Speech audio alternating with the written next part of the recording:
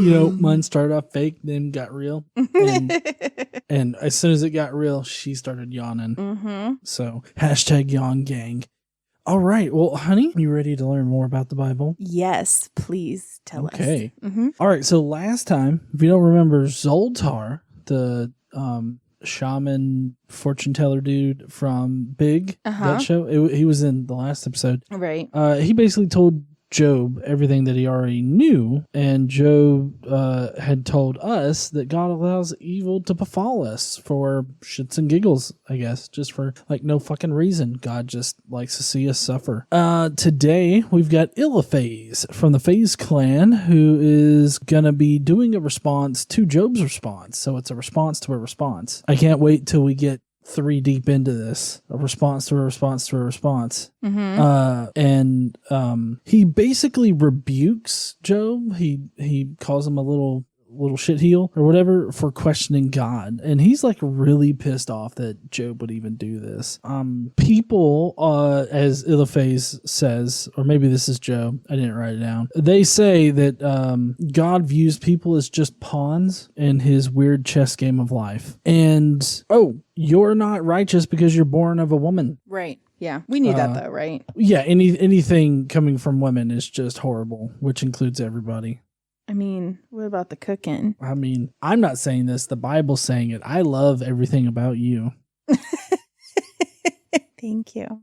And then Eliphaz says that wicked men suffer, and they suffer because they shake their fist at God, and because Job also shook his fist at God, he is also wicked too. That's a weird connection there to make. But Job says that they're shitty friends. I guess he maybe kicks a rock and says, y'all are shitty, quit being so shitty to me. And but Job does admit that he would be shitty too, so I mean, I guess I can't really blame him. And Job comes to the conclusion that he's damned if he does, bitch, and he's damned if he doesn't. So it's really kind of pointless to not to do anything, really. I guess he's becoming a little nihilistic, I see. Job says that God has given over his friends, or has given him over to his enemy, which I guess being Satan, and that he's basically just given him up and doesn't have any pity on him, has had no pity on him, just like, fuck all, I don't care. Although Job does maintain his innocence. He's cried, he's stripped into sackcloths, which I'm guessing is kind of like a potato bag. He's put on a potato bag, and he's also smeared his face in dirt. I'm guessing like imagine a dog that's pooped on the rug, and like the dog knows he's done something bad, so he rubs his own nose in his own shit. And he's like, I'm doing it to myself. Look, I hate it. That would be terrible. It would be. That's incredibly sad. But anyways, that's pretty much what Job is doing at this point. He does claim that there seems to be an advocate for him in heaven, but apparently that advocate is not having a good time winning over God. And he comes up with this conspiracy theory that his friends mock him and make him feel like shit because God has made them just utter dicks in general. Like, just that's what they are. It's just dick. Okay. And that's because of God. Like, God's made them that way. That's true. I mean, that's generally how it works. Yeah. He also asked them to be sympathetic, but, fucking won't help. Nothing helps in this situation. And that's all. That's it for today's Bible podcast. I hope you guys enjoyed it. Have a happy Christmas. Merry holidays. No, we're gonna read it. Oh, I thought I did a good job of summarizing all of it. Yeah, you always do. Okay. Think that.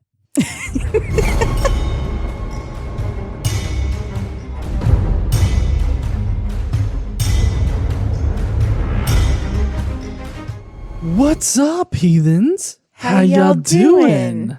So how you doing today, hon? I'm all right. How are you? Yeah, doing pretty good. Get to sleep in really late this morning, so I'm very well rested. Yeah? Yeah. That's what all the yawning. Uh-oh. She needs a little bit. She needs a few more hours on the couch. I need to go downstairs and glaze those cookies. Oh, yeah? Mm-hmm. That would be helpful, mm-hmm. For me and stuff. They're keto, by the way, for anybody who's bitching in the comments about how many fucking cheeseburgers John likes to eat. We all know I eat like 3 cheeseburgers a meal. And all like the standard. Twinkies, right? And all the Twinkies, Mhm. yes, of Yeah. course. Anyway, are you ready to Oh, yes, start? I'm totally ready to learn what I fucked up in my intro. Okay, so today we're going to go through Job 15 and 16 and 17 actually also. 15, 16, 17. Okay. All right. And last week we had Job and Zoltar. So, Zoltar. Zophar, right? Yeah. Job and Zophar talking. And then today, Job is obviously lamenting everything that's happening to him. So today we're going to be back to Eliphaz. Okay. Who is going to start off by rebuking Job for the things that he's saying. So are you ready to get into it? Totally. All right. Then Eliphaz the Temanite replied, "Would a wise person answer with empty notions or fill their belly with the hot east wind?" Seems weird. Would they argue with useless words, with speeches that have no value? But you even undermine piety and hinder devotion to God. Your sin prompts your mouth. You adopt the tongue of the crafty. Your own mouth condemns you, not mine. Your own lips testify against you. Are you the first man ever born? Were you brought forth before the hills? Do you listen in on God's counsel? Do you have a monopoly on wisdom? What do you know that we do not know? What insights do you have that we do not have? The gray-haired and the aged are on our side, men even older than your father. Are God's consolations not enough for you? Words spoken gently to you? Why has your heart carried you away? And why do your eyes flash so that you vent your rage against God and pour out such words from your mouth? So Eliphaz is like, Job has maintained his innocence, but Eliphaz is saying, you're not innocent at all. Listen to the shit you're saying right now. Yeah. Yeah. And to be fair, he's not wrong. He's giving them the business. He is giving them the business. He continues, what are mortals that they could be pure, or those born of a woman that they could be righteous? Because fuck women. If God places no trust in his holy ones, even if the heavens are not pure in his eyes, how much less mortals who are vile and corrupt, who drink up evil like water? Mm-hmm. Listen to me and I will explain to you. Let me tell you what I have seen, what the wise have declared, hiding nothing received from their ancestors, to whom alone the land was given when no foreigners moved among them. So that's important. Mm-hmm. An Totally. ethno-state. All of his days, the wicked man suffers torment. The ruthless man through all the years stored up for him. Terrifying sounds fill his ears. When all seems well, marauders attack him. He despairs of escaping the realm of darkness. He is marked for the sword. He wanders about for food like a vulture, and he knows the day of darkness is at hand. Distress and anguish fill him with terror. Troubles overwhelm him like a king poised to attack, because he shakes his fist at God and vaunts himself against the Almighty, defiantly charging against him with a thick, strong shield. Which I think is what Eliphaz thinks that Job is doing, right? Yeah. Though his face is covered with fat and his waist bulges with flesh, he will inhabit ruined towns and houses where no one lives, houses crumbling to rubble. He will no longer be rich and his wealth not endure, nor will his possessions spread over the land. He will not escape the darkness. A flame will wither his shoots, and the breath of God's mouth will carry him away. Let him not deceive himself by trusting what is worthless, for he will get nothing in return. Before his time he will wither, and his branches will not flourish. He will be like the vine stripped of its unripe grapes, like an olive tree shedding its blossoms. For the company of the godless will be barren, and fire will consume the tents of those who love bribes. They conceive troubles and give birth to evil. Their womb fashions deceit. Their wombs fashion deceit? Mm-hmm. The godless. Well, I mean, it's just kind of curious because this actually falls a lot in line with because if I'm not mistaken, this is the part where you're not righteous because you're born of a woman, right? Well, I mean that was part of this. It was a little earlier, right? Well, it's and I guess I'm going to get into a little bit of the mythicism thing here because like the whole idea that Paul only considered Jesus to be celestial would make a lot more sense considering this passage in Job where it talks about how if you're born of a woman, you're unrighteous or whatever. If Jesus was never born of a woman and was a purely divine celestial figure, that would make sense as to why he's like considered sinless or that he could absolve sins or whatever. Well, he was never unrighteous. I guess it depends on how you view when Jesus became the Messiah. Because if you believe that Jesus was born the Son of God, then what you're saying would make total sense, right? If you like born in the celestial sense, like in the story, he's not actually born of a woman, right? He's born the Son of God. But if you subscribe to the idea that Jesus was just a normal guy who was actually born of Joseph and then became inhabited upon his baptism with the Messiah, then he could have been born unrighteous. Yeah. You know, but I mean, it just depends on, and people kind of convolute these two stories and pick and choose which parts they want to have of it or not. Well, right. And that second part, the latter one that you mentioned, is actually how Mark sees Jesus. Born. There's this guy born, and then Spirit inhabited him after being baptized. So, he was baptized as an adult, right, in the story. Yeah, right. And so, I mean, that's how Mark views it. But then the first way is actually how, at least how it seems, Paul kind of sees it. That Jesus was never born of a woman or anything like that on earth. He was always purely a celestial figure. So, well, I think the majority of Christians, I think, probably believe that Jesus was born the Son of God, like he was born a king. I mean, that's what all of the tradition would suggest that they believe. Right. But then, they also celebrate the Epiphany. So, well, at least Catholics celebrate the Epiphany. I don't know if Protestants celebrate the Epiphany or not. Yeah, I don't know about that, but the Epiphany was actually the first thing that was ever celebrated about Jesus. Like his birth was never really of a major concern until about the 4th century. Prior to that, it was the Epiphany that was important to most, if not all, Christians. Yeah. So I guess it just depends on which part of the story you think is most relevant or most true, or it definitely depends on how you cherry pick it. Yep. Because you can't take it all together and it all be true. Right. You just can't do it that way. So you have to decide what you think is true, which is one of the reasons why I don't believe any of it. Okay, so are you ready for Job's response to Eliphaz? Yes, I'm so sorry for that digression. Oh, no, that's totally fine. So Eliphaz has, just like you said, given Job the business. Like, you say that you are innocent, but you are a sinner. Look at what you're doing. And so he rebukes him for what he's doing. Okay. So Job, sorry, I was on the wrong page. This starts Job 16. Then Job replied, I have heard many things like these. You are miserable comforters, all of you. You suck as friends. You're not telling me what I want to hear, so fuck all of you.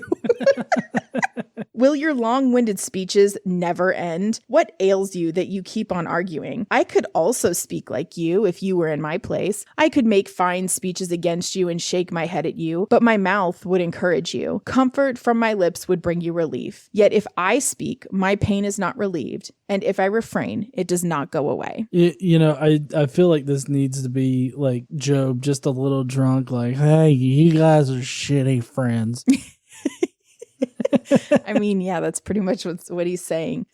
He's also saying that it doesn't matter. If he says nothing, he still suffers. If he says something, he still suffers. Yeah. So whatever. But the point is that he claims that he's innocent and doesn't deserve any of this. But his friends are saying, listen to the words that are coming out of your mouth, man. Yeah. So he continues, surely, God, you have worn me out. You have devastated my entire household. You have shriveled me up, and it has become a witness. My gauntness rises up and testifies against me. God assails me and tears me in his anger and gnashes his teeth at me. Does God have teeth? Apparently he does. Maybe. I would hate to see like the dental plan that he has up there in heaven. Do you think, is there like dentists in heaven? I mean, probably lawyers are in hell. Yeah.